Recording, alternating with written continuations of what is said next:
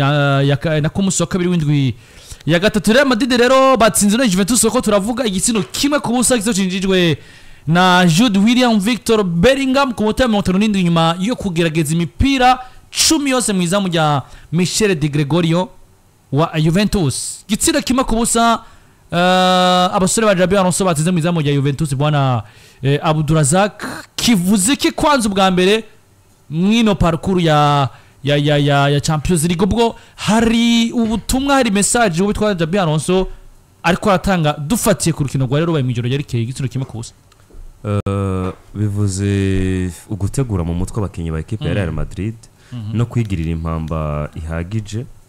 Ivyo ndabivuze ko ari impamba ihagije bitewe na fixtures bafise imbere muri Ligue des Champions. Bafise equipe ishobora kuzobagora burya Liverpool naho yovyuka nabi ntushobora kumenya uwo munsi uko ivyuka. Equipe ishobora kukwereka ibitandukanye n'ivyo wayibaza ko igitsindo kimwe kubusa ukina na equipe nka Juventus Dortmund yari equipe wanashaka umuntu atari gutinya guha amahirwe yo guhangana nawe mu buryo buri direct ukabona ko yo bikora ayo manota ikayabona iryo rimwe yo ricura mu gihugu cy'Ubutaliyani ariko Real Madrid ukinye vy'aba Real Madrid nyene muhira bonye resultat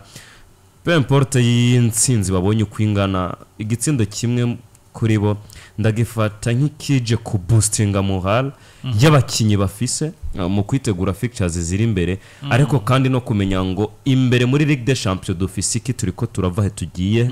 ko tuzi imbere hari umutego ukomeye tugende twitwaje iki kuko vyo bari kibazo aya manota baramutse bayabuze no kuri fixtures zikurikira bakabura amanota mu gihugu cy'Ubwongereza byo bari kibazo gikomeye. Real Madrid rero yitwaye nka Madrid gitsindo cha Jude Bellingham gifashije Madrid abakinyi bose muri rusange ariko nawe kimufasha kugaruka kuva avuye mu mvune hari action yari bwakore nta gitsindo ari bwabonereye equipe kandi tumuzi nk'umukinyi w'umubitere kuva yisanze muri equipe ya Real Madrid uretse la Nepas bigaragara ngo yari yasubijwe inyuma gato aza gukina hagati mu kibuga ariko umwaka wari wabanje atangura muri equipe ya Madrid position yakinye yatumye abona ibitsindo byinshi rero no ku mugoroba wejo ngira ngo wabona ko yari umwe muri babiri bari hari imbere kwisanga muri ya position biragaragara ko ari umugabo ahumva rero gutangura kubona ibitsindo kandi kuri match ikomeye ubwanje ndabifata nk'igisobanuro gikomeye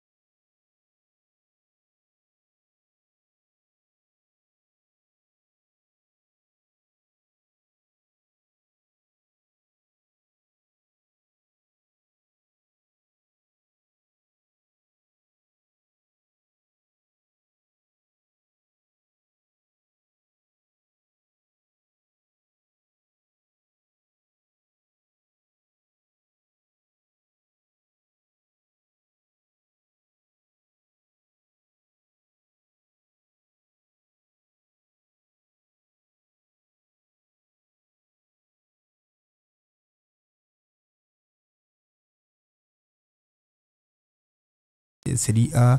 equipe twabigarukaho ko inkinyizo finale zibiri muri Mwedo Diza naho batazitwaye bigaragaza karakteri burya iyi equipe irubashwe mu Butaliyano equipe izi kwikina yakigarutse ko Abdul ni equipe kina Cadena ni equipe kina Calcio kuvuga ngo igufure donc Umutaliyano ahantu hose abari we yumva yuko agomba kudanangira kuruta uko yokugurura umujyango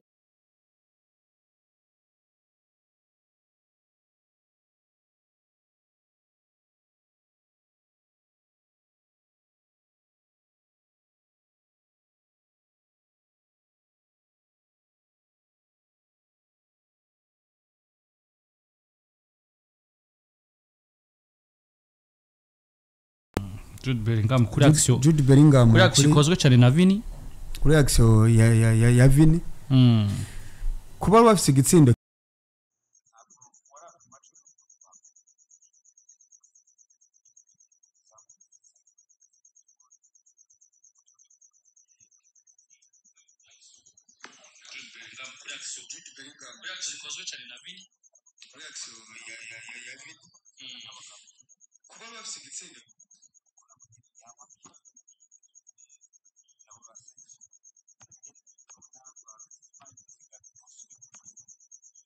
ya Poro defensive azo hari Real Madrid yisezo para Poro yuko je wenda mubonye urabona yuko ari tayari waraba umunyezamu we nibaza ko atamuntu amudutako iyo tuvuga abazamu kurutwa akenshi we nitumuvuga kuko niyo yokora ikosa ni bimwe by'umuntu wese ashobora gukora ikosa tugiye hagati mu kibuga jewe nigeze kubivuga hano kuri mikro navuga ati ndakeneye umunsi umwe nzobona Jude Bellingham yamugarukanye kuri numero 8 kuko Jude Bellingham yaje muri Real Madrid ubona ko ifise profile z'abamediateri baba numero 8 ico gihari Toni Kroos no yakina numero 8 kandi biragoye ko wokwimura canke ntiyari mu bench yari umutitirere bituma Real Madrid ridiminiwe muri attack batakisha Benzema na Lopeti Vinicius na wakaja mu mugongo wabo ukabona ko ari muri role yuko ari mu mugongo wa rutayizamu nta kindi kintu bamusaba mu hagati nawe arashika ibitsindo kandi arabitsinda kandi biraboneka ariko bamuguza no numero 8 guhera je ndamwibuka ko yagiye kwa Dortmund avuye Birmingham ari mu numero 8 mwiza cyo kimwe na Petit Frere wiwe bakina meme poste numero 8 Jude Bellingham ariko kubwo gukina muri Real Madrid bavumbura ko na numero 10 ashaka kuyikina noneho nibitsinda akabitsinda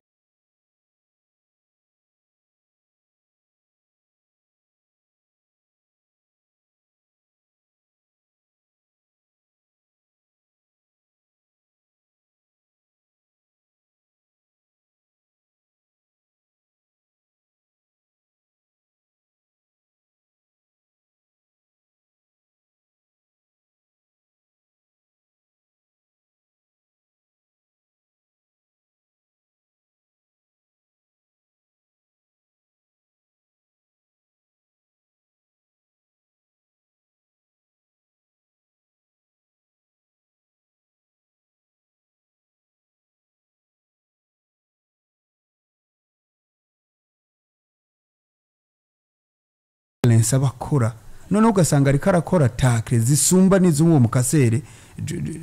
Chouameni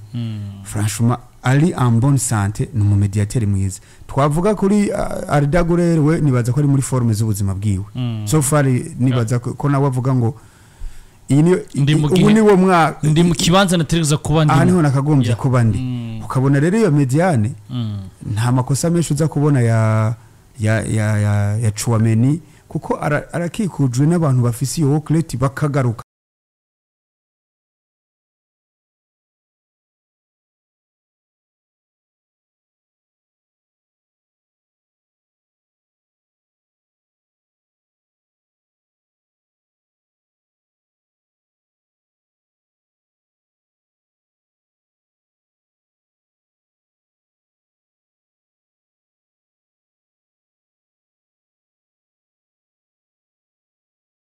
uyu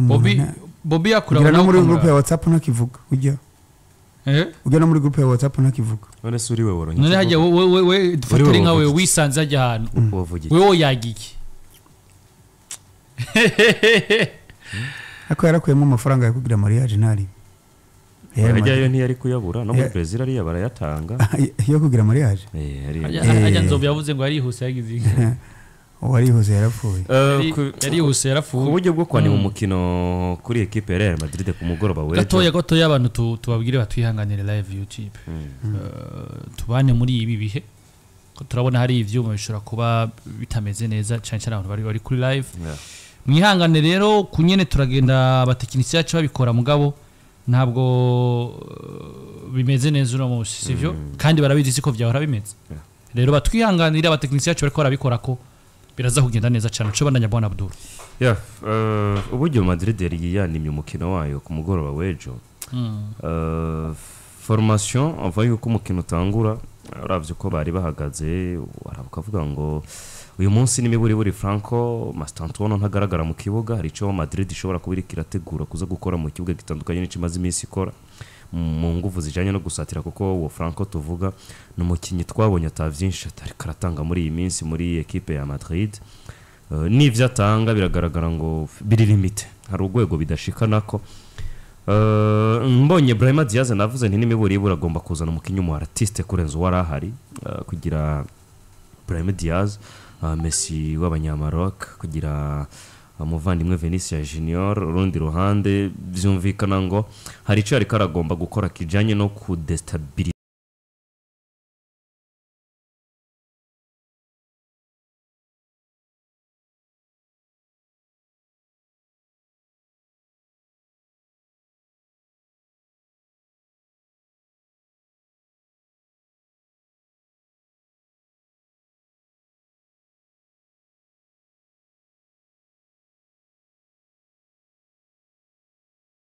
ngo zize ziraborohera nyuma yabo gato hari umugabo yitwa Aurélien Tchouameni novuga ko yabaniye cyane equipe yitwa Real Madrid ku mugoroba wejo kuko nubwo mbo yambari karaprecia cyane defense ya Madrid kuri uyu mugabo yitwa Raúl Asensio nabonye nivyo nibeza ariko guhagarara kwa nteye amakenga nibakina paraporo yuko tumuzi nibakina na equipe ikina gusumba ivyo Juventus ishobora gutanga Eder Militao na Raúl Asensio ku mugoroba wejo hari umwe muri bo nimba ari Raúl canke Eder Militao yatana akazi mugenzi we bikagaragara ko hagaze intambike arwigiza nkana kandi unaravye action zagoranye hanini zagoye umwana yitwa Raúl Asensio Eder Militao utaza ahantu yagiye kandi Raúl rero hari ukuntu nawe tumaze kumumenyera ko ikintu cyo kwiyangaja cyane mu action agakoreramwe amakosa menshi ashira en danger equipe mugaba hose onjaka kuguma umwanya munini kuko witwa Aurélien Tchouameni yahabaye nka nimero 6 urabafasha gufunga ibibazo Valverde yarari kuri kabiri afasha abakinyi no kwita ko ari bato kuri we kumva ko bagomba kuzibira ibihengeri ariko ikindi naco ntitwirengagiza uruhara rw'umugabo yitwa Thibaut Courtois uyu n'umugardia kongera ka mu defenseur cyarimo action zibiri canke zitatu yafashije equipe kuguma muri match niba wibuka counter attack y'umugabo yitwa Dusan Vlahovic yari counter attack mbi igomba gukura mu mukino equipe ya Real Madrid bo nimbere yuko babona igitsinda ariko umupira rawukuramo nibuka imipira nk'ibiri canke itatu mugabo yafashije Real Madrid kuguma muri match bivuze ngo ni equipe n'ubundi nivyiratsinda ariko kwitsinda buri munsi tuyibona na defo runaka aho tumaze iminsi tubona defo yo ku ruhande rw'iburyo mu gusatira ariko yo ku mugoroba wejo nabonye defo kuri imbere ya equipe itanakina vyinshi yitwa Juventus defo muri axe yabo ariko nkundire ngaruke mu buryo bwo gukina kuri abakinyi bane bo hagati mu kibuga muri animation y'umukino wabo nabonye yabane bane babiri ariko mu buryo bwa diamant Arda Güler na Jude Bellingham twaribaza ngo bizoshoboka ko bakinana ariko muri iyi match batweretse ko bishoboka Arda yagumye ari Arda tuzi Jude Bellingham nawe aba Jude Bellingham tuzi uretse ngo kwa gukora ahora akora kwishi hari urugero runaka ashobora kubigabanya ko bitewe nuko afise Arda sanzwe akora izo travail nyinshi hagati mu kibuga uwe bakamubwira ngo iyo sans dobi urayifise nivyo Arda aratsinda ariko mu byo nizera jewe no mu byo maze kubona Jude Bellingham afise sans dobi sumba ya Arda Güler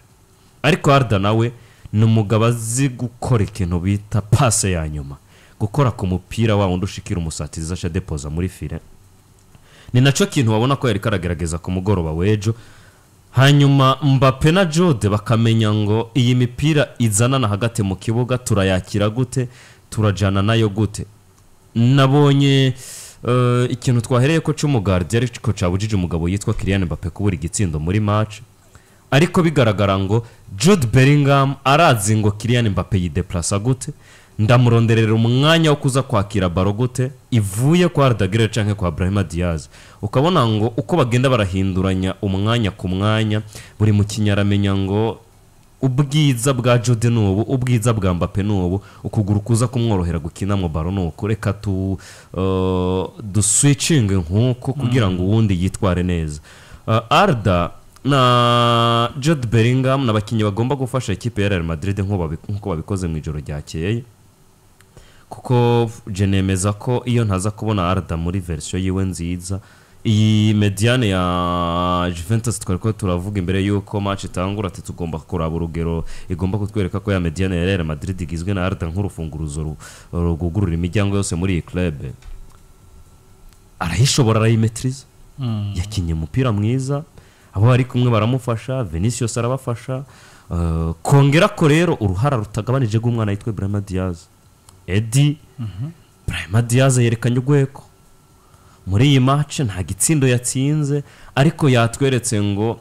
uyu munsi ahisigeze nta mu defenseur n'umwe wotuma gukina na Brahim Diaz ngo agire ubwoba. Numukinyi atafise ubwo bwoba, n'umukinyi agumana baro mu kirenge, mubora aracenga, akora amasantre, arapenetra, buri kintu cyose wotuma umuwinga mu kibuga yo gitanga. Nimba rero Real Madrid igomba kubaho muri ubu buryo sezo yose, ndavuga nshingiye kuri abo bagabo babiri, Kylian Mbappe na Jude Bellingham na Arda Güler, nimba yifuza kubaho mu buryo bwabo bose bafise mu kibuga, yibagira umwana yitwa Franco Mastantuono burundu, kuko byaragaragaye ngo uyu Franco n'uyu Arda guhuza umukino kwabo byaragoranye, ariko raba match bakinanye na Ibrahim Diaz batanze resulta nziza mu mwanya muto, mu buryo umuntu atari yiyumvira ko bishoboka. Nimba hari urundi rukundo umumenyereza yitwa Xabi Alonso afitiye umwana yitwa Franco Mastantuono, amenye ngo igihe azomukenera ni ca gihe azoba adafise Arda mu kibuga, nimba azokoresha undi mukinyi yitwa gute ntumbaze, ariko directement guhuza Arda na Franco bisa n'ivyanse muri match nyinshi bamaze gukinana. N'ikimenyamenye